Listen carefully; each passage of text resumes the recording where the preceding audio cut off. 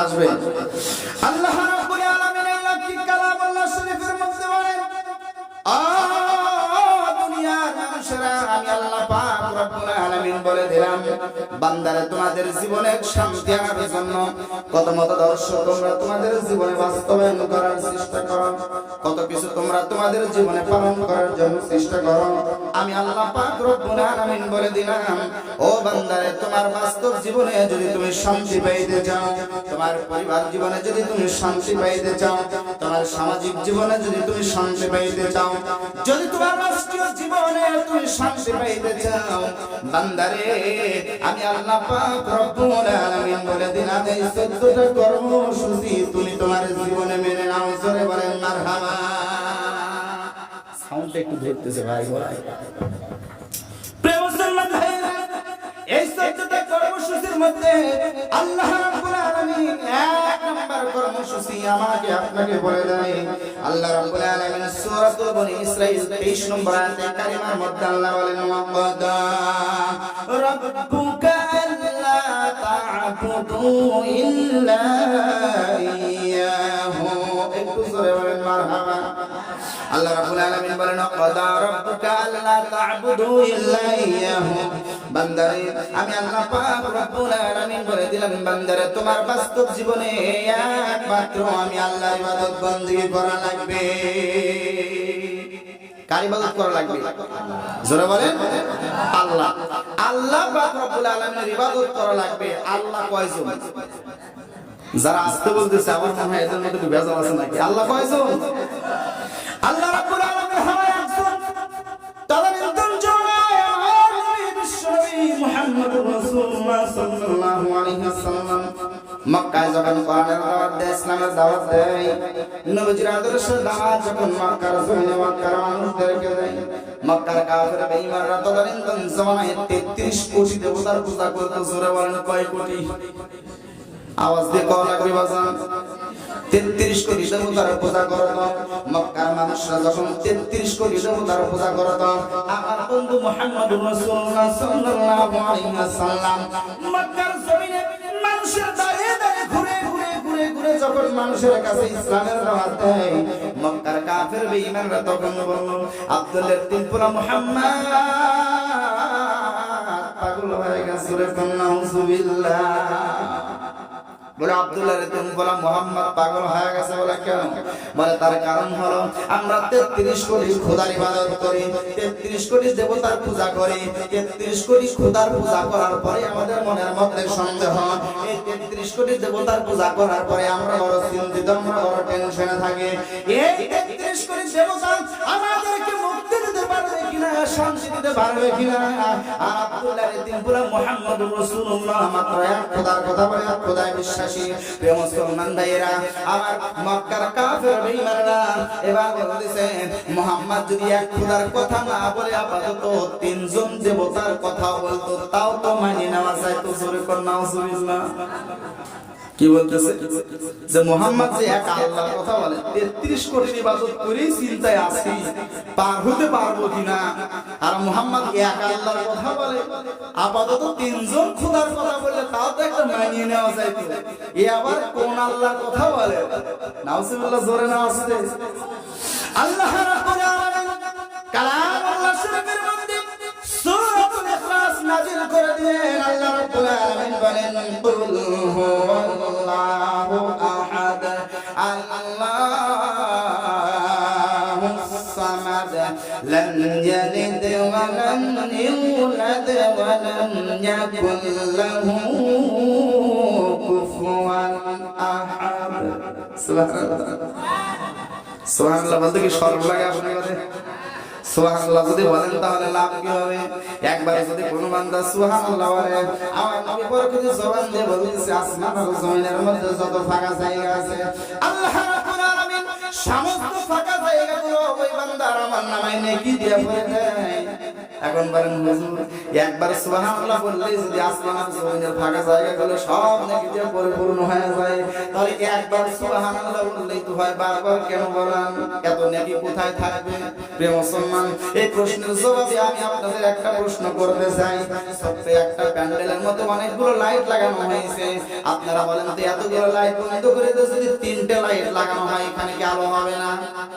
অথবা একটা ঘরের মধ্যে জানলা দরজা বন্ধ করে 1000 পাওয়ারের একটা লাইট জ্বালায় দিলেন, 1000 পাওয়ারের লাইট জ্বালানোর পরে আপনি দেখলেন ঘরটা তো মাশাআল্লাহ আলোকিত হয়ে গেছে, একদম চকচকে পরিষ্কার। কিন্তু প্রিয় মুসলমান ভাইরা, আর একটা 1000 পাওয়ারের লাইট আপনি লাগায়া দিলেন, 1000 পাওয়ারের লাইটটা লাগানোর পরে আপনি সুইচটা যখন অন করলেন, আপনারা বলেন তো 1000 পাওয়ার লাইটের যে আলো, এই আলো মনে হয় ঘরের ভিতর আর ধরবে না? ঘরের ভিতর আর ধরবে? কারণ 1000 পাওয়ারের লাইটটা একটা জ্বলতেছে, ঘর তো একদম আলোকিত, এই আলো আটবে কোথায় রে ভাই? তাও আটবে? এই বিশ্বাস সবার আছে? প্রিয় মুসলমান ভাইরা, এই বিশ্বাস যদি সবার থাকে, তাহলে আমি বলতে চাই একবার সুবহানাল্লাহ নেকি যদি আসমান আর জমিনের ফাঁকা জায়গা হয়, তাহলে মুসলমান বারবার সুবহানাল্লাহ বললে আমাদের জীবনের লস না লাভ। এই জন্য মাঝে মাঝে একটু মুখে যদি ঘা না থাকে, মুখে যদি ব্যথা না থাকে, মুখে যদি পোকা না থাকে, মানে অনেকে লাগে না, দাঁত কষালো হয় না, অনেক সময় দেখবেন পোকা লেগে এত ব্যথা মারে মারে, উনি বাবারে করে সিকুর বারে আসে না নাই। সেদিন আমার এক ছাত্র গার্জেনকে আমি বললাম যে মাদ্রাসায় ক্লাস তো চালু হবে, তো সন্তানটাকে পাঠিয়ে দিন। বলে হুজুর সন্তানটা হাইলি কাঁদা। বললাম কেন? হুজুর দাঁতের যন্ত্রণায় ঠিক থাকতে পারতেছে না, সকাল ক্লাসে আসবে না। তাই বললাম যে ওষুধপত্র খাওয়ান, আমরা দোয়া করি আল্লাহ তাআলা যেন সুস্থ করে দেয়। তো প্রিয় মুসলমান ভাইরা, এখানেও যদি কারো দাঁতে পোকা লাগা থাকে, যদি দাঁত কষানো থাকে, আমরা দোয়া করব আজকে এখান থেকে সুবহানাল্লাহ বরকতে যেন আল্লাহ তাআলা ওই পোকা সবগুলো মারিয়ে শেষ করে দেয়। জোরে বলেন সুবহানাল্লাহ। এইবার জোরে সুবহানাল্লাহ দিবেন। প্রিয় মুসলমান ভাইরা, তাহলে বলতেছিলাম আল্লাহর নবী বিশ্বনবী জনাব মুহাম্মদ রাসূলুল্লাহ সাল্লাল্লাহু আলাইহি ওয়াসাল্লাম মক্কার জমিনে কাফেরদের মাঝে যখন দাওয়াত দেয়, ও মক্কাবাসীরা, তোমরা লাতের পূজা ছাড়ো, লাত মানার পূজা ভোরের তোমরা পূজা ছেড়ে দাও, আগের পূজা ছেড়ে দাও, মাছের পূজা, গাছের পূজা, চন্দ্র সূর্যের পূজা, সব পূজাগুলো তোমরা বন্ধ করে দাও। একমাত্র পূজা তোমাদের করা লাগবে মহান সৃষ্টি করে তোমার আল্লাহ রাব্বুল আলামিনের। মক্কার মানুষগুলো তখন বলাবলি শুরু করে দিল, মুহাম্মদ তো পাগল হয়ে গেছে রে, 33 কোটি দেবতার পূজা করে, তাই তো আমরা টেনশনে থাকি। আপাতত 3 জন রবের কথা বললেও তো হয়, কিন্তু মুহাম্মদ নবী একজন রবের কথা বলে, এই একজন রব কি আমাদের পার করতে পারবে নাকি? আল্লাহ রাব্বুল আলামিন তখন সঙ্গে সঙ্গে সূরা ইখলাস আল্লাহ রাব্বুল আলামিন জানায় দেয়। আল্লাহ বলেন নবী হে আপনি আমার ওই বান্দা বান্দীদেরকে জানায় দেন, কুল হুয়াল্লাহু আহাদ, আল্লাহ এক, আল্লাহ অদ্বিতীয়, আল্লাহর কোনো শরীক নাই, আল্লাহর ছেলে নাই, আল্লাহর মেয়ে নাই, আল্লাহর বউ নাই, আল্লাহর কোনো সংসার নাই, আল্লাহর কোনো ফ্যামিলি নাই, আল্লাহর কোনো পরিবার নাই। জোরে বলেন মারহাবা। আমার আল্লাহ রাব্বুল আলামিনের ঘুমানোর প্রয়োজন হয় না, বিশ্রামের প্রয়োজন হয় না, আরামের বিছানায় একটু আরামের প্রয়োজন হয় না। কথা কোন ঠিক কিনা? পয়গম্বর মুসা তুর পর্বতে একবার যাইয়া আমার আল্লাহ রাব্বুল আলামিনকে ডাক দেয়, রাব্বুল আলামিন আপনি কি ঘুমান না? কি কয়? কি কয় মুসা? কয় আল্লাহ আপনি কি ঘুমান না? আল্লাহ আপনি কি ঘুমান না? আমার আল্লাহ বলে মুসা রে কেমনে ঘুমাবো? আমি আল্লাহর তো ঘুম নাই। আল্লাহ আপনি কি খান না? আপনার কি খাওয়া লাগে না? আপনার কি ক্ষুধা লাগে না? আল্লাহ আপনার কি একটু বিশ্রামের প্রয়োজন হয় না? আল্লাহ রে আপনার কি ঘুম চোখের মধ্যে আসে না? আল্লাহ রাব্বুল আলামিন সঙ্গে সঙ্গে পয়গম্বর মুসা নবীর এই প্রশ্নের জবাবে আল্লাহ রাব্বুল আলামিন বললেন, যা ফেরেশতা জিবরাইল যা, আমার বন্ধু মুসার কাছে চলে যায়, দুইটা কাঁচের গ্লাস পয়গম্বর মুসার কাছে নিয়ে যায়, ওই কাঁচের গ্লাস দুটো ধরাইয়া দেয়। এবার ধরাইয়া দিয়ে দিলাম পানি সহকারে দুইটা কাঁচের গ্লাস যখন পয়গম্বর মুসার হাতের মধ্যে দিয়ে দেয়, কিছুক্ষণ পরে আমার আল্লাহ তাআলা ঘুমকে অর্ডার দিল, ঘুম যা মুসারে ধর। আল্লাহ রাব্বুল আলামিন বলে পয়গম্বর এবার দেখা যাবে কত ধানে কত চাল। তুমি তো আমারে প্রশ্ন করেছো আল্লাহ তুমি ঘুমাও না নাকি? আল্লাহ রাব্বুল আলামিন তো জানে মুসা যদি একটা প্রশ্ন করে ওই একটা প্রশ্নের মধ্যে তার অনেক কথা লুকায়িত থাকে। তার মানে হলো পয়গম্বর মুসা নবীর কথাই একটু কেমন যেন ছিল, কথা কোন ঠিক কিনা? অনেকে বলে ঠেকা নবী, জোরে কোন নাউজুবিল্লাহ।